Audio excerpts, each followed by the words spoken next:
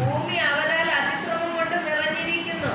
ഞാൻ അവരെ ഭൂമിയോട് കൂടെ നശിപ്പിക്കും. നീ ഗോഫർ മരം കൊണ്ട് ഒരു പെട്ടകം ഉണ്ടാക്കുക. പെട്ടകത്തിന് അറകൾ ഉണ്ടാക്കി അകത്തും പുറത്തും കീൽ തേക്കണം. അത് ഉണ്ടാക്കേണ്ടത് എങ്ങനെയെന്നാൽ പെട്ടകത്തിന്റെ നീളം 300 മുഴം, വീതി 50 മുഴം, ഉയരം 30 മുഴം. പെട്ടകത്തിന് കിളിവാതിൽ ഉണ്ടാകണം. മേലിൽ നിന്ന് 1 മുഴം താഴെ അതിനെ വയ്ക്കണം. പെട്ടകത്തിന്റെ വാതിൽ അതിന്റെ വശത്ത് വയ്ക്കണം. താഴത്തെയും രണ്ടാമത്തെയും മൂന്നാമത്തെയും തട്ടായി അതിനെ ഉണ്ടാക്കണം. ആകാശത്തിന് കീഴിൽ നിന്നും ജീവശ്വാസമുള്ള സർവ്വജഡത്തെയും നശിപ്പിപ്പാൻ ഞാൻ ഭൂമിയിൽ ഒരു ജലപ്രളയം വരുത്തും. ഭൂമിയിലുള്ളതൊക്കെ നശിച്ചു പോകും. നിന്നോട് ഞാൻ ഒരു നിയമം ചെയ്യും. നീയും നിന്റെ പുത്രന്മാരും ഭാര്യയും പുത്രന്മാരുടെ ഭാര്യമാരും പെട്ടകത്തിൽ കിടക്കണം. സകല ജീവികളിൽ നിന്നും സർവ്വജനത്തിൽ നിന്നും തന്നെ ഈ രണ്ടിനെ നിന്നോട് കൂടെ ജീവരക്ഷയ്ക്കായിട്ട് പെട്ടകത്തിൽ കയറ്റണം. അവ ആണും പെണ്ണുമായിരിക്കണം. അതിന്റെ നോഹയുടെ വംശപാരമ്പര്യം എന്തെന്നാൽ നോഹ നീതിമാനും തന്റെ തലമുറയിൽ നിഷ്കളങ്കനുമായിരുന്നു. നോഹ ദൈവത്തോടു കൂടെ നടന്നു. ശേം, ഹാം, യാഫെത്ത് എന്ന 3 പുത്രന്മാരെ നോഹ ജനിപ്പിച്ചു. എന്നാൽ ഭൂമി ദൈവത്തിന്റെ മുമ്പാകെ വഷളായി. ഭൂമി അതിക്രമം കൊണ്ട് നിറഞ്ഞിരുന്നു. ദൈവം ഭൂമിയെ നോക്കി, അത് വഷളായി എന്ന് കണ്ടു. സകല ജഡവും ഭൂമിയിൽ തന്റെ വഴി വഷളാക്കിയിരുന്നു. സകല ജഡവും ഭൂമി തന്റെ വഴി വഷളാക്കിയിരുന്നു. തന്റെ വഴികൾ വഷളാക്കിയിരിക്കുന്നു. അല്ലേ? ജഡം എന്ന് വെച്ചാൽ എന്തായിരിക്കും? മനുഷ്യൻ. ജഡം മനുഷ്യർ. മനുഷ്യർ തന്നെ ആയിരിക്കപ്പെടുന്നു. ശാപം ഏറ്റുവാങ്ങിയതും മരണത്തെ കൊണ്ടുവരുവാൻ കാരണമായി തീരപ്പെട്ടത്. ദൈവം ചില കാര്യങ്ങൾ നോഹയോട് കൽപ്പിച്ചു. ദൈവം നോഹയോട് മാത്രമേ പഴയ നിയമ കാലഘട്ടത്തില് ഉൽപ്പത്തി പുസ്തകത്തിനകത്ത് അവൻ നോഹയോട് മാത്രമേ ആമോസൂത്രം സംസാരിച്ചിട്ടുള്ളൂ. ശക്തിയോടെ മനുഷ്യൻ തന്റെ ഇഷ്ടപ്രകാരം നടക്കപ്പെടുന്നു. മനുഷ്യൻ തന്റെ ഇഷ്ടപ്രകാരം നടന്ന് പാപത്തിന് ശാപത്തിന് അടിമയായി തീരപ്പെടുന്നു. ദൈവം സ്വർഗ്ഗത്തിൽ നിന്ന് നോക്കിയപ്പോൾ മനുഷ്യൻ പാപം ചെയ്ത് ദൈവത്തിന് സഹിക്കുവാൻ കഴിയുന്നില്ല. ഒന്ന് ഹല്ലേലൂയ പറഞ്ഞാട്ടെ.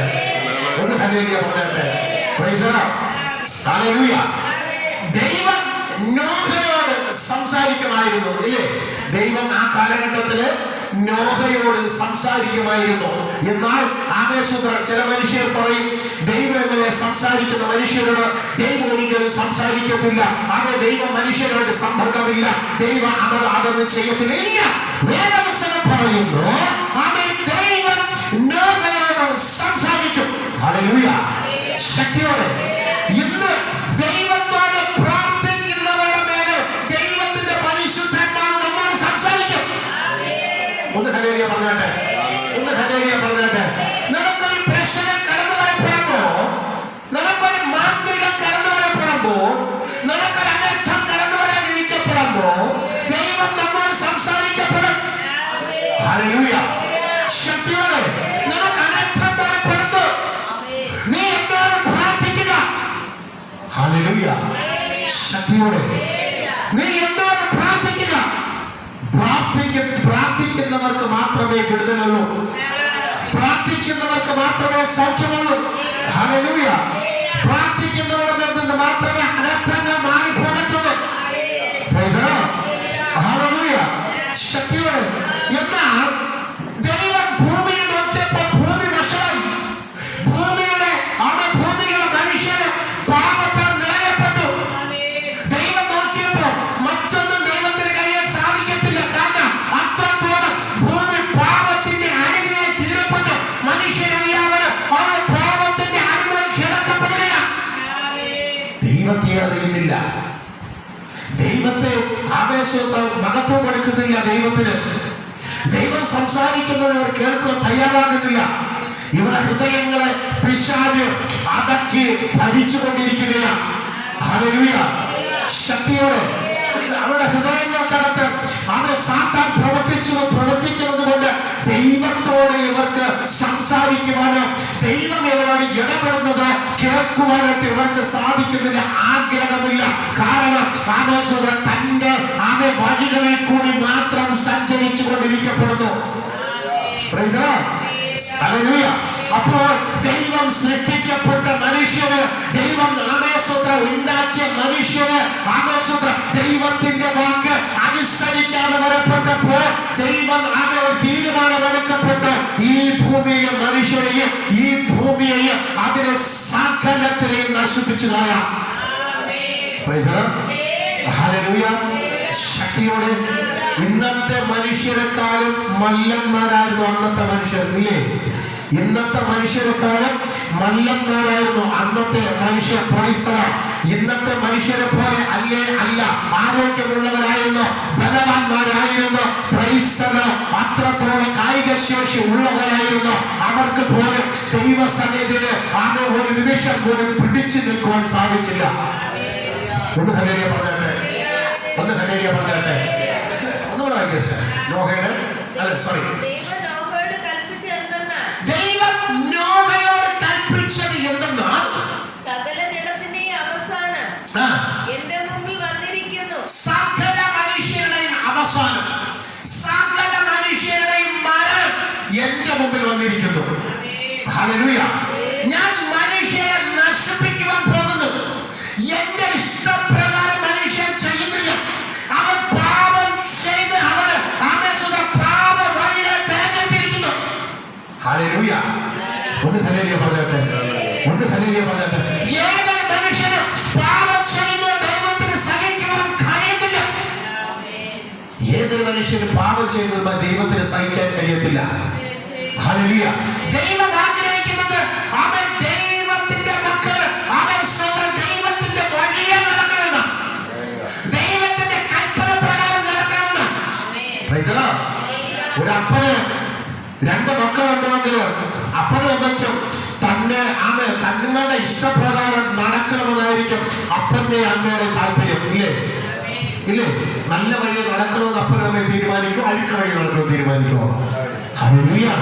അപ്പോൾ ഏതൊരപ്പന് മക്കൾ വഴിതെറ്റി പോകുവാൻ വേണ്ടി ആഗ്രഹിക്കുന്നില്ല. ഏതൊരു മക്കള് കുഴിയിൽ ചെന്ന് ചാടാൻ അപ്പനും അമ്മ ആഗ്രഹിക്കുന്നില്ല. അതുപോലെ തന്നെ ആയിരിക്കപ്പെടുന്നത് നമ്മുടെ ദൈവം. താൻ ഉണ്ടാക്കിയ ജനം, താൻ ഉണ്ടാക്കപ്പെട്ട മനുഷ്യര് ഒരു കാരണവശാലും പാപ വഴിയെ നടക്കുന്നത് ദൈവത്തിന് സഹിക്കുന്നില്ല. അതുകൊണ്ട് തന്നെ ആയിരിക്കപ്പെടുന്ന ദൈവം ഈ ഭൂമിയെ നശിപ്പിക്കുവാൻ തീരുമാനിച്ചു. അതുകൊണ്ട് തന്നെ സകല മനുഷ്യരെയും സകല മൃഗങ്ങളെയും നശിപ്പിക്കുവാൻ വേണ്ടി തീരുമാനിക്കപ്പെട്ടു. ലോകത്തിൽ ആദ്യമായിട്ട് കപ്പലുണ്ടാക്കിയ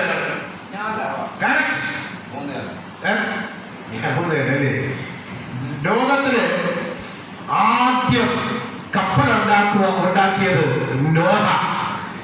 അതിന്റെ അടിസ്ഥാനം ഇട്ടതാരാണ്? ദൈവം. ഹല്ലേലൂയ. ഇന്ന് ദൈവമാണ് കപ്പലുണ്ടാക്കുവാൻ നോഹയ്ക്ക് അതിന്റെ സ്കെച്ച് പ്ലാൻ കൊടുത്തതെന്ന് പറഞ്ഞാൽ മനുഷ്യൻ വിശ്വസിക്കുമോ? ബൈബിളിലുണ്ട്. പക്ഷേ ചിലവരത് അംഗീകരിക്കത്തില്ല. നമ്മൾ അംഗീകരിക്കും. കാരണം ഇത് ഒറിജിനലാ, ഡ്യൂപ്ലിക്കേറ്റ് അല്ല പുസ്തകം. ഹല്ലേലൂയ. ഹല്ലേലൂയ. ദൈവം നോഹയോട് കൽപ്പിച്ചതെന്നാൽ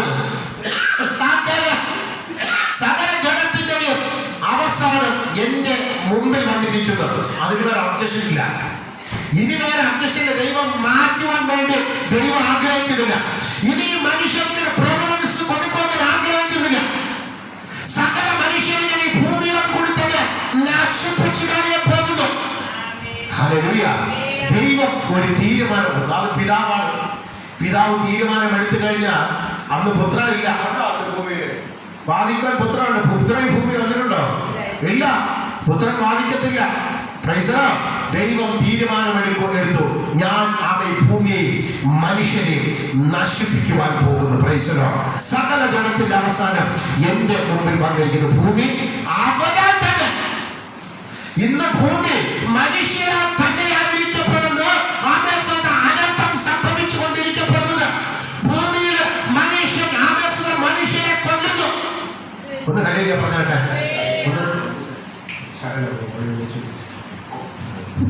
ഹല്ലേലൂയ.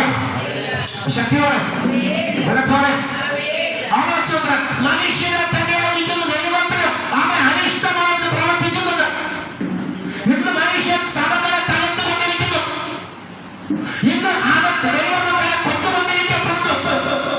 ഇന്ന് ലോകത്തെ മനുഷ്യൻ നശിപ്പിച്ചുകൊണ്ട് നടക്കപ്പെടുന്നു.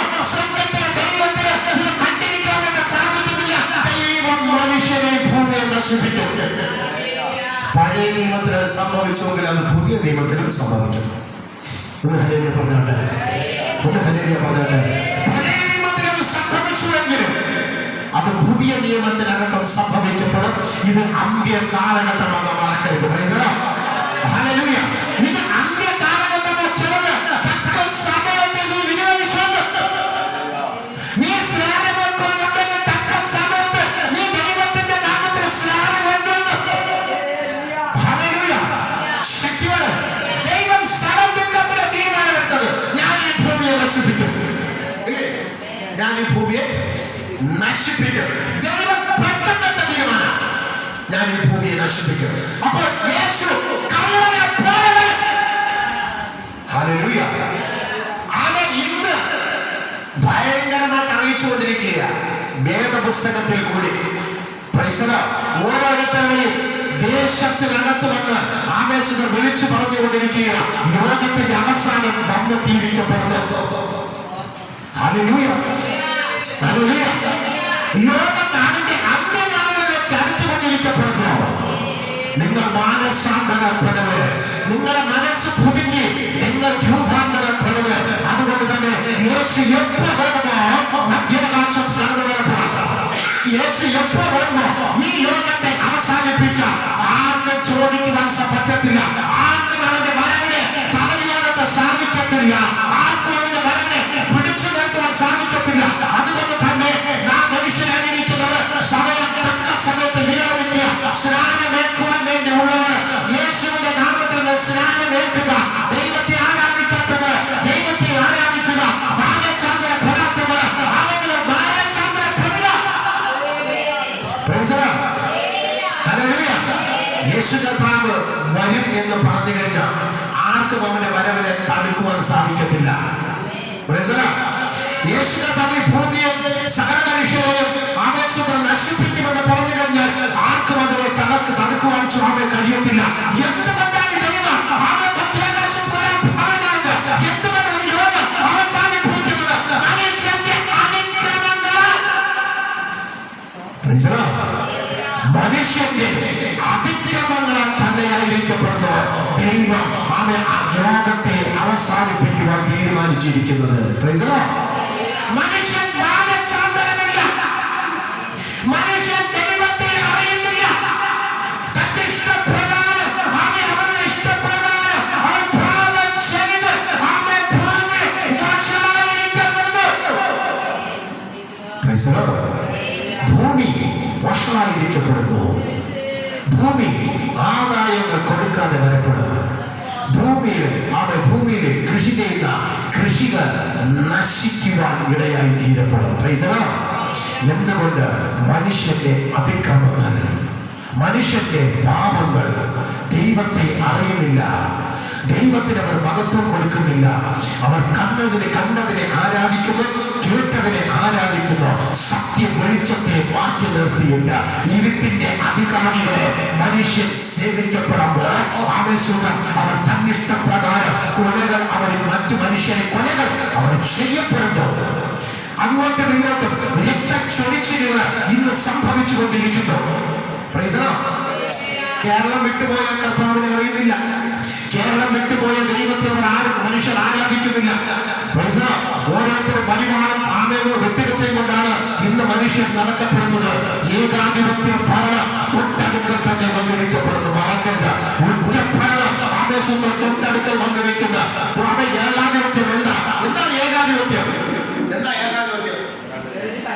ഒറ്റപ്പെടണം. ഒറ്റപ്പെടണം. കേരളത്തിൽ മാത്രമല്ല, ലോകം മുഴുവനും ഒരൊറ്റ ഭരണാധികാരി കടന്നു വരപ്പെടുക. ആ ഒറ്റ ഭരണാധികാരിയെ നിയന്ത്രിക്കുന്നതാണ് ആന്റി ക്രൈസ്റ്റ് എന്ന് പറയുന്ന ദുഷ്ട പൈശാചിക ശക്തി. ഏക ഭരണാധികാരി. കാരണം ഇന്ന് ഇന്ത്യയിൽ ഒരു ഭരണാധികാരി ഉണ്ടായിരിക്കും. അത് മനുഷ്യന്. ഇല്ലേ? അത് അമേരിക്കയിൽ ഒരു ഭരണാധികാരി കടന്നു വരും. ഓരോ രാജ്യങ്ങളിൽ ഓരോ ഭരണാധികാരികൾ കടന്നു വരപ്പെടുക. പക്ഷേ ഇവർക്കുള്ള അഭിപ്രായമല്ല ഒറ്റ അഭിപ്രായമായിരിക്കപ്പെടും. ഇല്ലേ? ഇല്ലേ?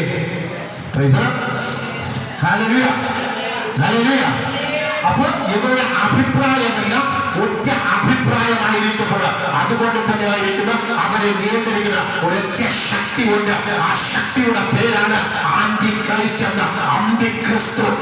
കർത്താവിന്റെ എതിർ ശക്തി, എതിർ ക്രിസ്തു എന്ന് പറയുന്ന ആന്റി ക്രൈസ്റ്റ്. ഹല്ലേലൂയ. ശക്തിയോടെ അവൻ പഠിക്കുന്നവര് അങ്ങോട്ടോ ഇങ്ങോട്ടോ വ്യത്യാസം വാക്കുകളിൽ വരുത്തുന്നില്ല. ഹല്ലേലൂയ. ശക്തിയോടെ ഇന്ന് ഇന്ത്യയിൽ ഒരു വ്യക്തി ഏകാധിപത്യ ഭരണത്തിന് വേണ്ടി അവർ ചരട് വലിച്ചുകൊണ്ടിരിക്കുകയാണ്. ഏകാധിപത്യ ഭരണത്തിന് വേണ്ടി വാദിച്ചുകൊണ്ടിരിക്കുകയാണ്. ഏകാധിപത്യ ഭരണം വേണമെന്ന് അവർ വാദിച്ചുകൊണ്ടിരിക്കപ്പെടുന്നു. ആ വ്യക്തിക്ക് അറിയത്തില്ല ഇത് ലോകത്തിന്റെ അവസാനത്തേക്ക് പൊട്ടിക്കൊണ്ടിരിക്കുകയാണ്. ദൈവം മനുഷ്യരെ ഭൂമിയെ നശിപ്പിക്കുക. രണ്ടാമത് ഈ ലോകത്തിന്റെ സമയമായി. ആദ്യം നശിപ്പിച്ചത് എവിടെയാണ്? ആദ്യം നശിപ്പിച്ചത് ഞാനിപ്പോ പ്രസംഗിച്ചത് നോഹയുടെ കാലഘട്ടത്തില്. നോഹയുടെ കാലഘട്ടത്തില് ദൈവം ആദ്യം നശിപ്പിച്ചു. രണ്ടാമത് ഇനി കർത്താവ് ഈ ലോകത്തെ നശിപ്പിക്കപ്പെടും. ഹല്ലേലൂയ. ദൈവം നോഹയോട് കൽപ്പിച്ചതെന്തെന്നാൽ സകല ജഡത്തിന്റെയും അവസാനം എന്റെ മുമ്പിൽ വന്നിരിക്കുന്നു. ഭൂമിയിൽ അവരാൽ അതിക്രമം കൊണ്ട് നിറഞ്ഞിരിക്കുന്നു. ഞാൻ അവരെ ഭൂമിയോട് കൂടെ നശിപ്പിക്കും. അപ്പൊ അതിന്റെ അർത്ഥം ഭൂമി നശിച്ചു. ഇല്ലേ?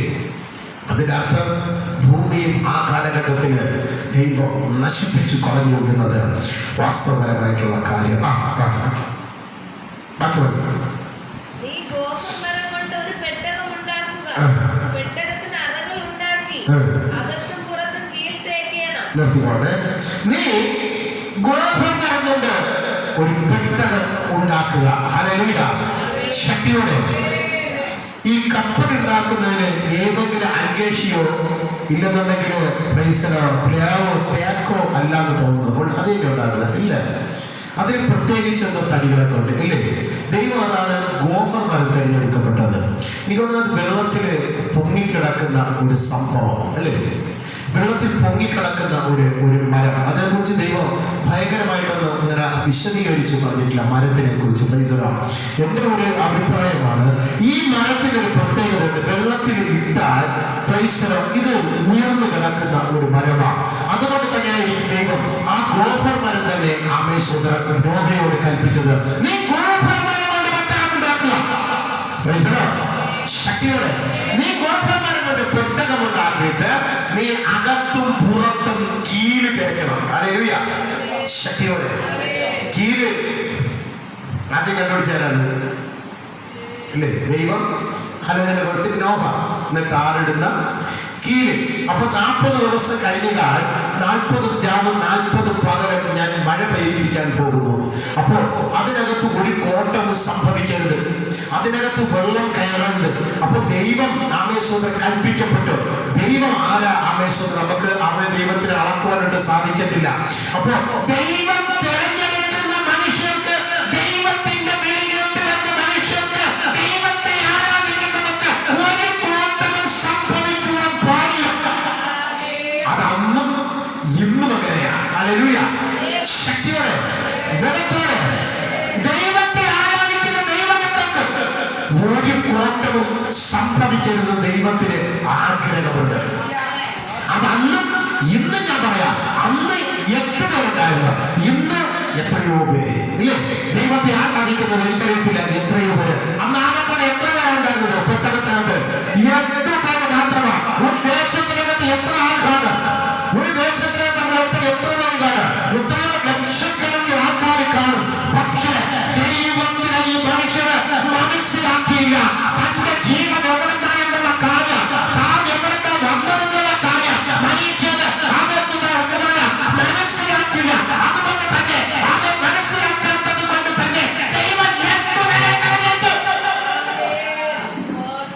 ദൈവം 8 പേരെ തിരഞ്ഞെടുക്കപ്പെട്ടു.